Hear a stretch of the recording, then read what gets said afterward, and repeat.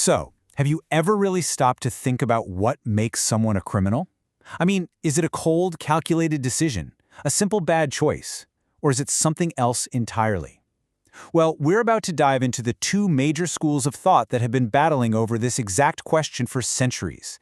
And trust me, their answers have shaped the world we live in. It really all boils down to this one single question. And look, this isn't just some dusty academic debate. The answer you lean toward actually shapes how you think about everything from policing to prisons. For literally centuries, the answers have fallen into two very different and often clashing camps. So on one side, you've got this idea of a calculating criminal, someone who's weighing the pros and cons before they make a move. And on the other, the idea of a person who's been pushed into crime by forces they might not even understand, let alone control. Let's kick things off at the idea of crime as a choice. All right, first up, the classical school. Now you have to understand this was a huge deal back in the 1700s. It was a radical idea because it basically said that criminals aren't monsters or demons. No, they're just like us, making choices based on their own self-interest. The core idea here is something called the pleasure-pain principle. The classical view says that criminals are, at their core, rational people. They do a quick mental cost-benefit analysis. Okay, is the potential reward of this crime worth the risk of getting caught and punished? If the pleasure side of that equation wins, they go for it. So this whole idea, which was pushed forward by thinkers back in the 18th century, has this really clear and powerful takeaway. If crime is a choice, then the goal of the justice system shouldn't be revenge, right? It should be deterrence. The whole game is to change that mental math, to make the pain of punishment always seem worse than the pleasure of the crime. So how do you tip those scales? Well, the classical school came up with a pretty neat three-part formula. First, the punishment has to be certain. People have to believe they will get caught. Second, it has to be swift, so the brain makes that direct connection between the action and the consequence. And third, it has to be proportionate, just severe enough to outweigh whatever they'd gain from the crime. A nice, logical system for a logical criminal. But what if the person committing the crime isn't thinking logically at all? And that question, that leads us right to the other side of this whole debate, the Positivist School. This was a totally new way of thinking that popped up in the 19th century, and it used science to challenge the entire idea of free will when it comes to crime. This quote, "This is the core of positivism in a nutshell. Crime isn't a choice, it's a consequence."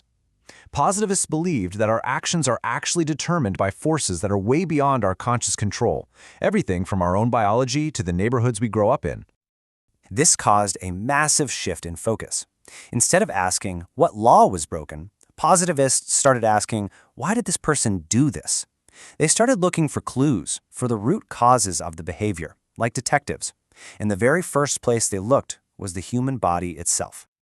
And this is where things get, well, pretty interesting and definitely controversial.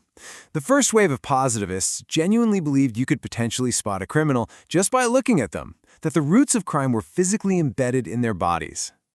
One of the most famous, and now let's be honest, infamous, theories was Cesare Lombroso's idea of the born criminal. He came up with this concept called atavism, suggesting criminals were basically evolutionary throwbacks, less evolved people you could identify by their physical traits. A really wild idea, and a total 180 from the image of the rational, calculating criminal. And believe me, it didn't stop there. Other researchers, like William Sheldon, tried to link our basic body types to crime. He argued that muscular, athletic people, he called them mesomorphs, were just naturally more aggressive and, because of that, more likely to become criminals. A very simplistic idea for sure, but it really shows how determined they were to find a biological cause for everything. Now, it's really easy to look back at these early theories and just dismiss them, and for good reason.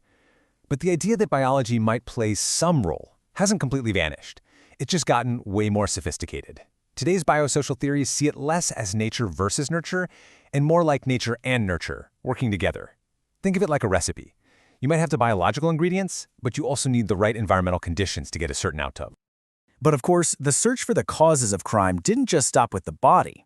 Positivists also turned their scientific lens on the powerful influences of the mind and, just as importantly, the world surrounding the individual. Okay, so what if committing a crime is basically like learning a new language? That's the core idea behind something called differential association theory. It says we learn to be criminals from the people we hang out with the most. You pick up the skills, the justifications, the whole mindset. You just absorb it, like you'd learn a new language if you move to a different country and were surrounded by it 24/7. Then you've got social control theory, which does something really clever. It flips the whole question around. It doesn't ask, why do people commit crime? It asks, why don't we all commit crime? And the answer, it says, is our social bonds. That's our connections to family, our goals, our community, our shared values. When those bonds are strong, they're like a social glue holding us in line. But when they weaken, we're way more likely to drift into criminal behavior. And now for what is maybe the most mind-bending idea of them all. What if crime doesn't actually exist on its own? That's the provocative heart of labeling theory. It argues that no act is naturally criminal. There are just actions, and then there are the rules and labels that society creates and decides to stick on people. And once you've been labeled a criminal, that label can become a powerful, self-fulfilling prophecy. So there you have it. Two completely different ways of looking at the exact same problem. One says we're in the driver's seat, making rational choices. The other says we're often just passengers, being pushed along by these powerful forces of biology and society. So, who's right? At the end of the day, it really comes down to this. The classical school focuses on the crime itself, while the positivist school focuses on the criminal. And here's the real kicker. Our modern justice system tries to do both, often at the same time. We punish people for their bad choices as if they have total free will, but we also pour money into programs to fix the root causes of crime as if they don't. It's a real paradox. So the next time you hear about a crime in the news, just ask yourself, are you seeing a bad apple, or are you seeing a poisoned tree? Is this a person who simply made one bad choice, or are you actually seeing the final effect of a long chain of events?